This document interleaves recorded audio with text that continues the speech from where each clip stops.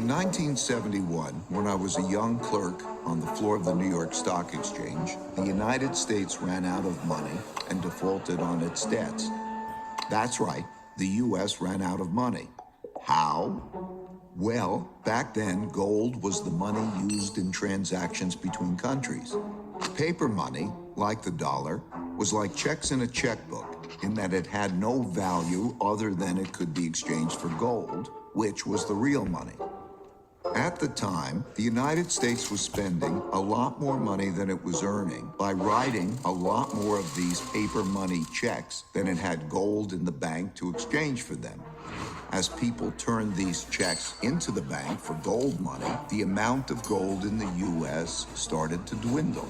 It soon became obvious that the U.S. couldn't keep its promises for all the existing paper money, so people holding dollars rushed to exchange them before the gold ran out.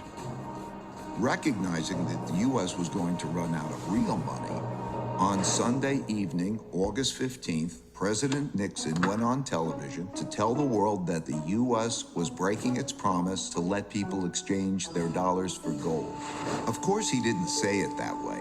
He said it more diplomatically, without making it clear that the United States was defaulting. The strength of a nation's currency is based on the strength of that nation's economy. And the American economy is by far the strongest in the world. Accordingly, I have directed the Secretary of the Treasury to take the action necessary to defend the dollar against the speculators. I have directed Secretary Connally to suspend temporarily the convertibility of the dollar into gold or other reserve assets, except in amounts and conditions determined to be in the interest of monetary stability and in the best interest of the United States. I watched in awe, realizing that money as we understood it was ending. What a crisis. I expected the stock market to plunge the next day, so I got on the exchange floor early to prepare. When the opening bell rang, pandemonium broke out, but not the kind I expected.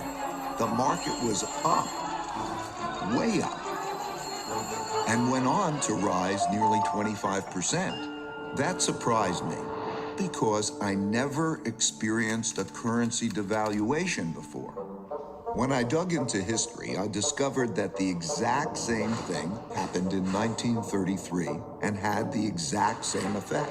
Then, paper dollars were also linked to gold, which the U.S. was running out of because it was spending more paper money checks than it had gold to exchange for them. And President Roosevelt announced on the radio that he would break the country's promise to exchange dollars for gold. It was then that I issued the proclamation providing for the National Bank holiday. And this was the first step in the government's reconstruction of our financial and economic fabric. The second step, last Thursday, was the legislation promptly and patriotically passed by the Congress, confirming my proclamation and broadening my powers so that it became possible, in view of the requirement of time, to extend the holiday and lift the ban of that holiday gradually in the days to come. This law also gave authority to develop a program. In both cases, breaking the link to gold allowed the U.S. to continue spending more than it earned, simply by printing more paper dollars. Since there was an increase in the number of dollars without an increase in the country's wealth, the value of each dollar fell. As these new dollars entered the market, without a corresponding increase in productivity, they went to buy lots of stocks, gold, and commodities, and hence caused their prices to rise. As I studied more history, I saw that the exact same thing happened many, many times before. I saw that since the beginning of time, when governments spent much more than they took in taxes, and conditions got bad, they ran out of money and they needed more. So they printed more, a lot more, which made its value fall and made the prices of most everything, including stocks, gold, and commodities, rise. That's when I first learned the principle that when central banks print a lot of money to relieve a crisis, buy stocks, gold, and commodities because their value will rise and the value of paper money will fall. This printing of money is also what happened in 2008 to relieve the mortgage-driven debt crisis, and in 2020 to relieve the pandemic-driven economic crisis, and it almost certainly will happen in the future. So I suggest that you keep this principle in mind. These experiences gave me another principle, which is to understand what is coming at you, you need to understand what happened before you. That principle led me to study how the Roaring '20s bubble turned into the 1930s depression, which gave me the lessons that allowed me to anticipate and profit from the 2007 bubble turning into the 2008 bust.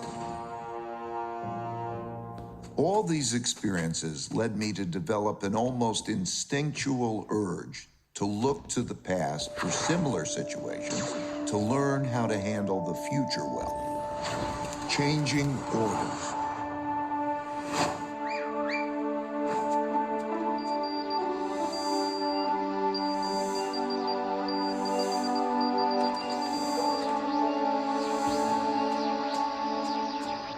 Over the last few years, three big things that hadn't happened in my lifetime prompted me to do this study.